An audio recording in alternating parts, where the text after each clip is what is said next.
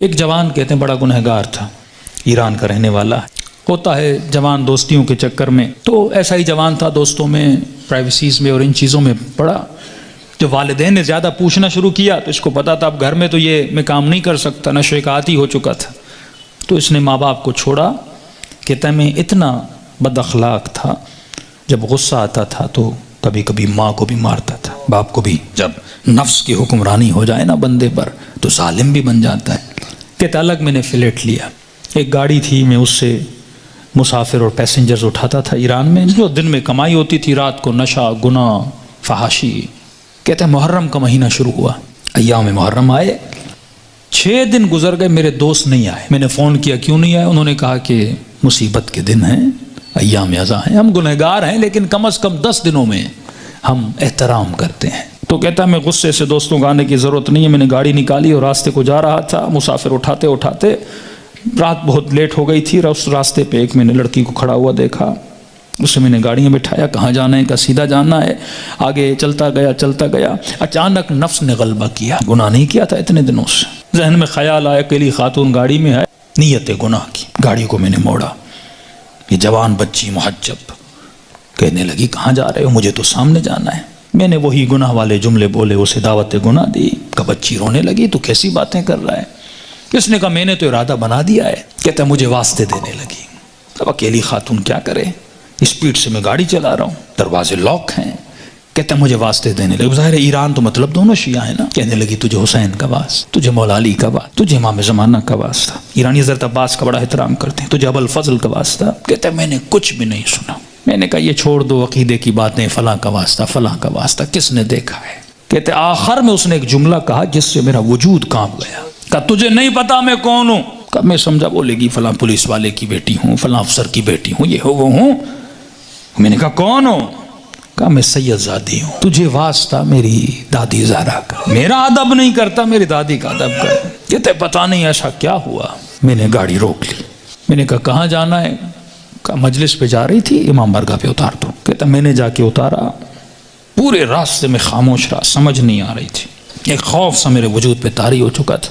کہتا یہ خاتون گاڑی سے اتری اور جب جانے لگی تو مجھے کہنے لگی کہ اے جواں میں مجلس میں جا رہی ہوں، تیرے لیے دعا کروں گی، تو گناہ کرنے پہ آتا تجھے کون روکتا؟ میں اپنی دادی زہرا سے تیری سفارش کروں گی۔ میں نے سارے واسطے دیے تو رکا نہیں، لیکن جب تم نے میری دادی کا نام سنا تو رک گیا۔ اہل بیت فرماتے ہیں ہم بڑا احترام کرتے ہیں اس بندے کا جو ہماری دادی کا احترام کرے۔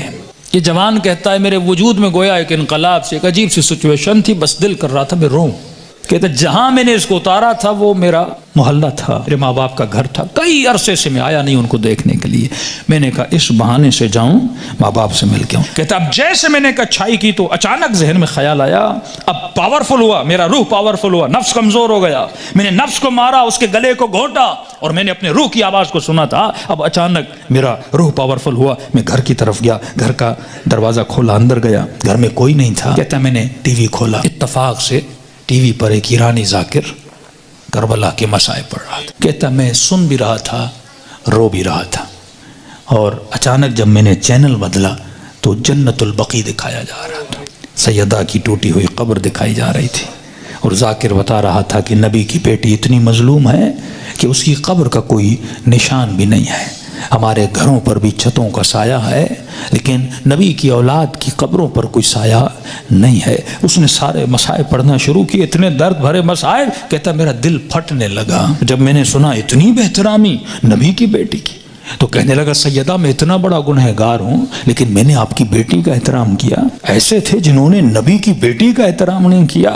کہتا اب جب رونے لگا تو مجھے اپنے گناہ، اپنی خطائیں، اپنی بدکاریاں سب یاد آنے لگی، جتنی میری اندر کی کثافتیں تھیں گویا کسی نے سامنے لا کر کھڑی کر دی تھی۔ اب میں رو بھی رہا تھا، اللہ سے معافیا بھی مانگ رہا تھا، اتنے میں میری ماں گھر آئی، جس ماں کو مارتا تھا۔ اتنے سالوں کے بعد جب ماں نے مجھے دیکھا، کہتا جیسے مجھے دیکھا تو دیکھ میں رو رہا تھا، کہتے جیسے مجھے دیکھا تو بڑے پیار سے میرے ماتھے کا بوسہ دیا اور کہنے لگی رضا تو وہ نہیں جو یہاں سے گیا تھا، مجھے بدلا بدلا لگ رہا ہے۔ تو میں نے رو کر کہا کہ اماں مجھے سیدہ نے بدل دیا۔ کہتے معافی مانگنے لگا، ہاتھوں کا بوسہ لیا، ماں کے قدموں پہ گرا کہ اماں مجھے معاف کرنا، میں بہت برا تھا۔ جب میں زیادہ رونے لگا تو ماں نے کہا بیٹا یہاں نہیں رو، امام بارگاہ میں مجلس ہو رہی ہے، معصوم کا فرمان ہے کوئی بھی دنیا کی مصیبت آئے نا ایسے نہ رویا کرو، بیوی چھوڑ کے جاتی ہے، بچے بدتمیزی کرتے ہیں، رزق میں پریشانیاں آتی ہیں، بندے کا دل کرتا ہے روم، کہتے ایسے اپنے آنسوؤں کو ضائع نہ کیا کرو، ذکر حسین کو یاد کیا کرو، مصیبت اہل بیت کو یاد کیا کرو، ان آنسوؤں کی قیمت بڑی ہے، ان کو ایسے ضائع نہ کیا کرو، غم حسین میں، مناجات خدا میں، توبہ میں بہایا کرو۔ تو ماں نے کہا حسین کی مجلس میں جاؤ، کہتا ہے اتنے سالوں کے بعد جب محلے میں گیا تو محلے داروں نے دیکھا ارے وہ جوان جو اتنا گمراہ تھا آج ذکر حسین میں رو رہا ہے، اس کی زندگی میں انقلاب بپا ہو گیا۔ کہا کہ جب سے گیا، اس کی ماں کہتی ہے یہ خادم بن گیا حسین کا، یہ عزاداروں کے برتن دھوتا، کبھی جوتیاں بناتا، کبھی وہاں پہ ان کے لیے چائے رکھتا، دن رات خدمت کر رہا ہے کہ پورے محلے نے گواہی دی کہ یہ اس سے سچا عزادار ہم نے دیکھا نہیں ہے۔ کہتے ہیں 1-2 مہینے گزرے، ایک قافلہ بنا کربلا جانے کے لیے، تو لہٰذا اس قافلے سالار جو تھا، مسجد کا ہیڈ بھی تھا، پریزیڈنٹ بھی تھا، اس نے اسے بلایا کہ رضا ادھر آ، ایک جوان کو ہمارے ساتھ چلنا تھا جو ہیلپر تھا لیکن وہ بیمار ہو گیا ہے، میں اتنے دنوں سے سوچ رہا تھا کسے لے کر جاؤں اس کی جگہ پر، اچانک ذہن میں خیال آیا تجھ جیسا نیک جوان ہے، اسے لے جاؤں حسین کی زیارت پہ۔ کہتا جیسے میں نے سنا میں رونے لگا، میں نے کہا مولا حسین کچھ دن نہیں ہوئے آپ کے قافلے میں آیا ہوں، اتنی جلدی آپ نے مجھے اپنی زیارت پہ بلا لیا۔ کہا مولا حسین کی زیارت کی، توبہ کی، واپس آیا، پھر ایک قافلہ حج کے لیے نکلا۔ کہا رضا قافلے والے اور محلے والے بول رہے ہیں جب تک یہ جوان چلے گا تو ہم چلیں گے، کیونکہ ہم نے اس سے اچھا خادم نہیں دیکھا، اس سے اچھا محبت کرنے والا نہیں دیکھا۔ کہ تب تو پاؤں سے زمین نکل گئی کہ سیدہ اپنے بیٹے کی زیارت بھی کروائی، اب اپنے جنت البقیع بھی مجھے بلا لیا۔ کہا اتنا بڑا شرف مجھے ملا، گویا زندگی بہار بن چکی تھی جب سب کچھ کر کے واپس آیا۔ اس کے محلے کا ایک نیک متقی پرہیزگار تاجر تھا، بزنس مین تھا، وہ اس کے باپ سے ملا، کہنے لگا کہ میں اتنے دنوں سے دیکھ رہا ہوں ایک جوان میں اتنا انقلاب آ جائے، مجھے سمجھ نہیں آ رہا، مطلب یہ ارادے کا اتنا مضبوط ہے، یہ اور بن چکا ہے، میں چاہتا ہوں کہ اپنی بیٹی کا رشتہ اس سے کرواؤں۔ اس نے کہا کہ میں اپنے بیٹے کی گارنٹی نہیں دیتا، تجھے پتا ہے 4 مہینے پہلے کیا تھا اب کیا ہے، بات کرنی اس سے جا کر خود کر۔ اس کے پاس ہے، کہنے لگا رضا اپنی بیٹی دینا چاہتا ہوں لیکن ایک وعدہ دو۔ کہ کون سا وعدہ؟ کہ وعدہ یہ دو کہ پھر حسین کو چھوڑو گے نہیں، یہ دروازہ چھوڑ کے جاؤ گے نہیں۔ کہنے لگا قبلہ میں اپنی ہر نماز میں دعا کرتا ہوں اے خدا وہ دن میری زندگی کا آخری دن ہو جب میں حسین کے ہاتھ کو چھوڑ کے چلا جاؤں۔ کہتے کل رشتہ لے کر آ جانا۔ کہتے یہ جوان اپنے ماں باپ کے ساتھ رشتہ لے کر گیا۔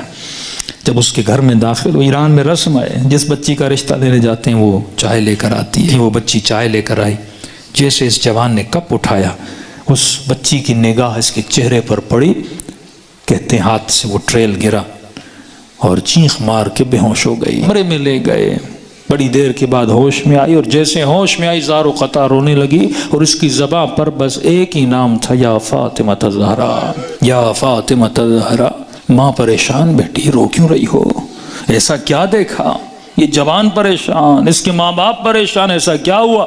کہتی اماں اللہ کی قسم ہے کل رات میں نے خواب میں سیدہ فاطمہ کو دیکھا تھا، مجھے سمجھ نہیں آ رہا تھا، کل رات بی بی اسی جوان کا فوٹو مجھے دکھا رہی تھی اور کہہ رہی تھی کہ تو میری چاہنے والی ہے، جب اس کا رشتہ آئے اسے انکار نہ کرنا، اس نے میری بیٹی کا احترام کیا تھا۔ تبھی فرمایا جب تو 1 قدم اہل بیت کی طرف جاتا ہے وہ 10 قدم آگے بڑھاتے ہیں، لیکن سوال یہ ہے کہ یہ قدم اٹھیں، زندگی میں ان کو راضی کرو جن کے راضی ہونے سے خدا راضی ہوتا ہے۔